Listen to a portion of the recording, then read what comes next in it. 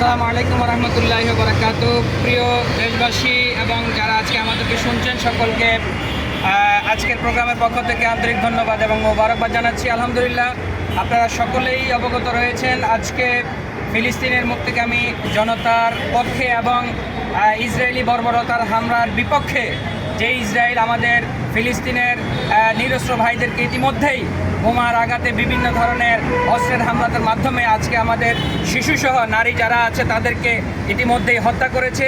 তারই প্রতিবাদ স্বরূপ বাংলাদেশের বিভিন্ন ঘরানার ওলামায়ে কেরাম ইতিমধ্যেই একাত্মতা পোষণ করে আজকে মার্চ ফর গাজা কর্মসূচি ঘোষণা করেছেন।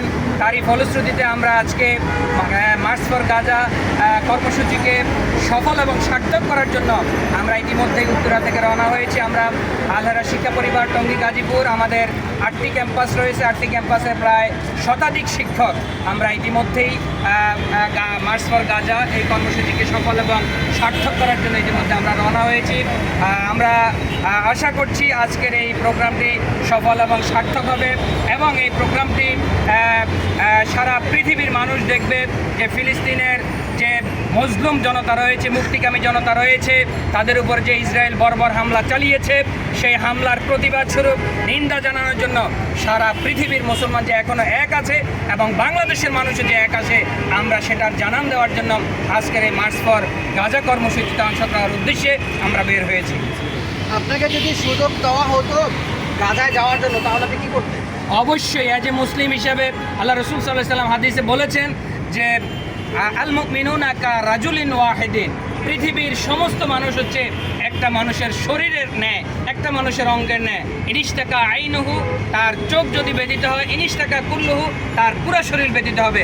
আমরা যেরকম শরীরের কোনো একটা অঙ্গে আঘাত পেলে আমাদের পুরো শরীরটা আঘাতপ্রাপ্ত হয়, যন্ত্রণায় আমরা কাতরাতে থাকি, ঠিক পৃথিবীর সমস্ত মানুষ হচ্ছে একটি দেহের অংশের মতো। যেই দেশেই মানুষ মুসলমানরা আক্রান্ত হবে সারা পৃথিবীর মুসলমানরা অবশ্যই সেই ব্যথায় ব্যথিত হবে। আমিও নিশ্চয় তার মধ্যে একজন, আমরাও নিশ্চয় তারই মধ্যে একজন।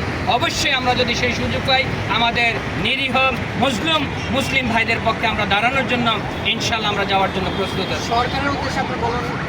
আমরা বর্তমান সরকারকে আমরা আজকের এই মার্চ ফর গাজার যে প্রোগ্রাম আছে সেই প্রোগ্রাম থেকে উদাত্ত আহ্বান জানাচ্ছি আমাদের যারা সরকারের ঊর্ধ্বতন কর্তৃপক্ষ আছেন তারা যেন এই মার্চ ফর গাজার কর্মসূচিকে লক্ষ্য করে এবং লক্ষ লক্ষ জনতার যে আবেগ এবং বাস্তবতাকে তারা যেন উপলব্ধি করে যে ফিলিস্তিনে বর্বর হামলা চালাচ্ছে ইসরায়েল, সেই হামলাটিকে দ্রুত বন্ধের পদক্ষেপ নেওয়ার জন্য তারা যেন ঊর্ধ্বতন কর্তৃপক্ষের হস্তক্ষেপ কামনা করে আমরা সেটি আশা করছি।